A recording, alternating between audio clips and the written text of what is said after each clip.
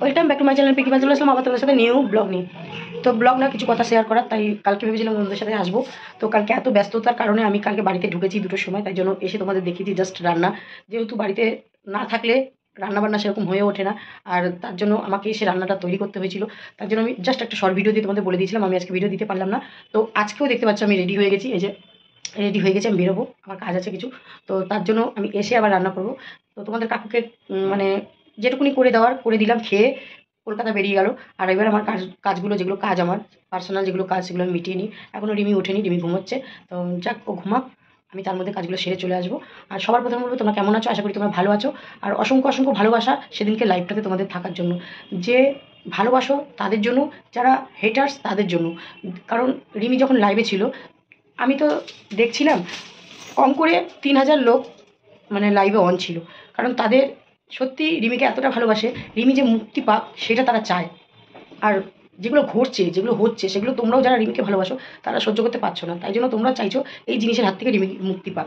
হ্যাঁ, আমরা মা বাবাও সেটাই চাইছি, যেই মেয়েটা তিলে তিলে আজকে শেষ হচ্ছিল সেই মেয়েটাকে মুক্তির জন্য আমরা অনেক অনেক চেষ্টা করছি। তো চেষ্টা করে সেটা অবশ্যই সাকসেস হয়েছে। জানি না কে তোমাদের কী ভুলভাল বোঝাচ্ছে, যেটাই বুঝাক, গুজবে কান দেবে না। একদম রিমি সেদিনকে যে ডিসিশনটা নিয়েছে সব কিছুই রিমির হাতে, ঠিক আছে? তোমরা সবাই লাইভে দেখেছো রিমি কেক কেটেছে, রিমি আনন্দ করেছে। এরকম আনন্দ আমরা সবসময় চাই, এরকম আনন্দ তোমরাও চাও যে রিমি এরকমভাবে হাসি খুশি থাকুক। আর সবথেকে বড় কথা যে একটা এসএমএস নিয়ে উল্টোপাল্টা বলা হচ্ছে, শুনতে পাচ্ছি আমি। হ্যাঁ, আমি সেই জায়গায় দাঁড়িয়ে বলবো, যেখানে কোর্ট বলছে যে আমি সমন পাঠিয়েছি, আমাদের কাছে কিন্তু কোর্ট প্রুফ দিচ্ছে, সমন যে পাঠিয়েছে তার কিন্তু প্রুফ থাকে, সেই প্রুফ কিন্তু আমাদের দিচ্ছে। আর উল্টে উল্টো জায়গা থেকে শোনা হচ্ছে যে কোনো সমন আসেনি। যাই হোক, এটা কোর্ট বুঝে নেবে, এসব নিয়ে আমাদের মাথা ব্যথা নেই। আমাদের জাস্ট যেটা দিয়ে মুক্তি পাওয়ার সেটা মুক্তি পেয়ে গেছে আমার মেয়ে। কারণ একটা মা কত কষ্ট করে বিয়ে দিয়েছে তোমরা দেখেছো, একটা মা সংসারটা কীভাবে টিকে থাকবে সেটাও চেষ্টা করেছিল, সেটাও তোমরা দেখেছো। আর একটা মা তিলে তিলে মেয়েটা শেষ হচ্ছিল, সেই শেষের হাত থেকে কী করে মেয়েকে মুক্তি দেবে সেটাও তোমরা দেখছো। তো এইটুকুনি কামনা করবো, আর এইটুকুনি তোমাদের কাছে আশা করবো যে সবসময় তোমরা রিমিকে সুস্থ ভালো দেখতে চেয়েছো। আশা করি মেয়েটা হাসি খুশি সুস্থ থাক আর আছে, আর আগামী দিন থাকবে, সবটাই তোমরা দেখতে পাবে, অবশ্যই দেখতে পাবে। কারণ টুকটাক রিমি ভিডিও ছাড়ে, ছাড়ে না একদম সেটা নয়। কারণ রিমি একটা কাজের সাথে যুক্ত রয়েছে, সেই কাজের জন্য এখন আপাতত কাজ করছে না। এখন সরস্বতী পুজো অবধি ও এখানেই আছে, এখানেই ও সরস্বতী পুজো আনন্দ করবে। তার জন্য নতুন নতুন দুটো শাড়ি কিনেছে, দুটো তিনটে শাড়ি কিনেছে, চেঞ্জ করে করে পরবে, ঘুরবে, আনন্দ করবে। এটা তো প্রত্যেক বছর হয়েই থাকে ছোটোর থেকে।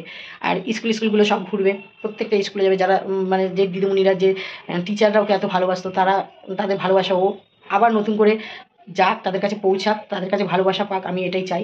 আর ও আনন্দ করুক, ওর আনন্দই আমাদের মা বাবার আনন্দ। তোমরা সবাই বলছিলে কাকিমা সরস্বতী কাকুকে কালকে লাইভে বলছিলে কাকিমা তোমার সরস্বতী পুজোতে কী প্ল্যান আছে, কাকু তোমার সরস্বতী না, আমাদের কোনো প্ল্যানই নেই। আমাদের প্ল্যান একটাই, সারাদিন মেয়ে ঘুরবে, আনন্দ করবে, এটাই আমাদের প্ল্যান।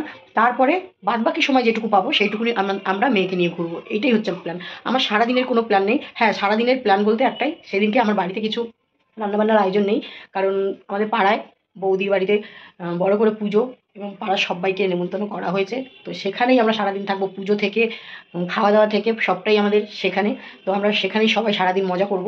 আর রিমিকেও দেখতে পারবে, রিমি এদিক ওদিক ঘুরবে, বন্ধুবান্ধবের সাথে ঘুরবে, প্লাস ওকেও দেখতে পাবে। আর তোমরা দেখতে পারবে সবসময় কাকিমা কাকুর সাথে। হ্যাঁ, তোমরা যে বলছো রিমি কোনো পার্টনার পেয়েছে বা পায়নি, সেটা পার্সোনালি আমি এখন কিছু বলতেও পারবো না, আর বলতেও চাই না।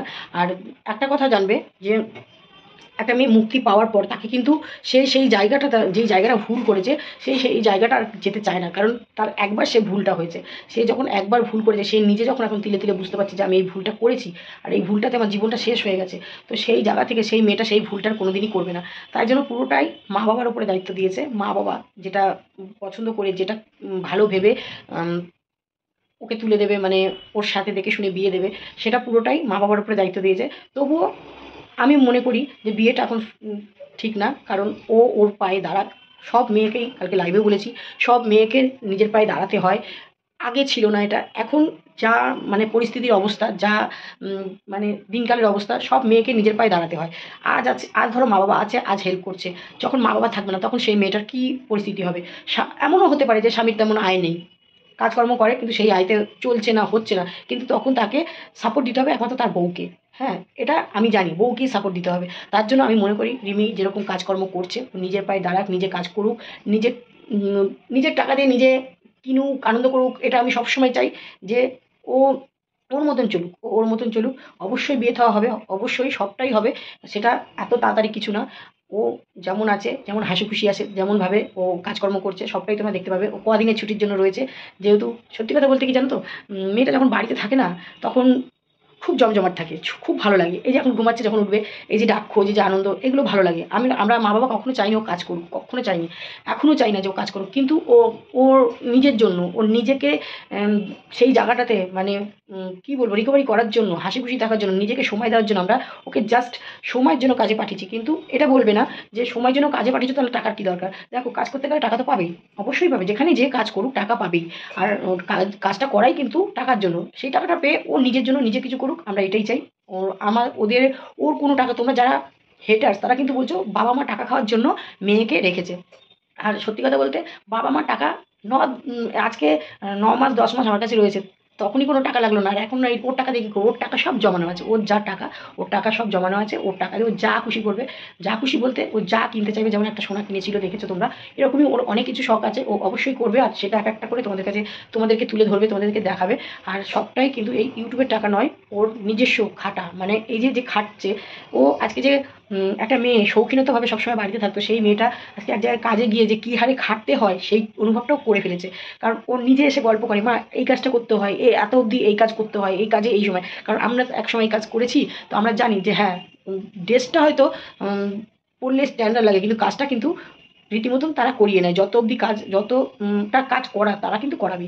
বসে থেকে কোনো পয়সা নেই, কোনো জায়গায় বসে পয়সা নেই, গতর খাটো পয়সা নাও। তো চলো, সংসারেও কিন্তু সেই সংসারে একটা মেয়ে ছেলেকে গতর খাটাতে হবে, তবেই কিন্তু সেখানে ভালোবাসা পাওয়া যাবে, তাই তো? আর যদি আমি পটের বিবির মতন বসে থাকি তাহলে কিন্তু কোনো জায়গায় ভালোবাসা পাওয়া যাবে না। তো সেই জায়গা থেকে দাঁড়িয়ে সব কিছুরই কিন্তু কী বলবো, ভুলে যাচ্ছি, কারণ খুব তাড়া রয়েছে, বেরোনো রয়েছে, কোথায় বেরোচ্ছি কী করছি সেটাও তোমরা মিনি ব্লগে পাবে। আমি মিনি ব্লগে দিয়ে দেবো আমি কোথায় যাচ্ছি কী করছি, সেটা তোমাদেরকে আমি দিয়ে দেবো। তো আর এইটুকু বলবো, ওকে নিয়ে উল্টোপাল্টা বলা, উল্টোপাল্টা ইয়ে করা, নোংরামো কথা বলা ওকে বা আমার ফ্যামিলিকে নিয়ে বিশেষ করে বন্ধ হোক বা বন্ধ করা হোক।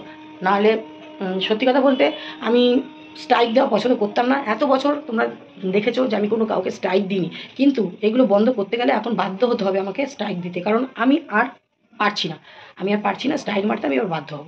তো একটা কথাই বলবো, যে যারা রিমিকে ভালোবাসো, যারা রিমির ভালো চাও, সবসময় রিমির পাশে থেকো, যাতে রিমির মতন করে বাঁচতে পারে। কারণ একটা মেয়ের লাইফে কী ঘটে গেছে, কী হয়ে গেছে সবটাই তোমরা দেখেছো। তো সেই জায়গা থেকে দাঁড়িয়ে কিন্তু সেই মেয়েটা এখনও পর্যন্ত তার মা বাবা চেয়ে যাচ্ছে সে ভালো থাকুক, আর সেখানে দাঁড়িয়ে তোমরাও কিন্তু চাইছো রিমির মতন ভালো থাকুক। তো এই ভালো থাকার জন্য, এই মুক্তি পাওয়ার জন্য যে কেকটা সেদিনকে কাটা হয়েছিল, তখন কিন্তু তোমরা এত মানুষ ছিলে, এত মানুষ মানে সাপোর্ট করেছো, এত মানুষ আনন্দ পেয়েছো, দেখে আমার সত্যি খুব গর্ব লেগেছে। ওই জন্য পরে যে ওরা নেচে নেচে ভিডিও করেছে, নাচ কিন্তু আমিও করেছি। কারণ আজকে বলতে পারো যে মেয়ের ডিভোর্সের নাচ, তোমরা যারা হেটার্স তারা বলতে পারো যে মেয়ের ডিভোর্স হচ্ছে মা নাচছে। হ্যাঁ, কেন নাচছে?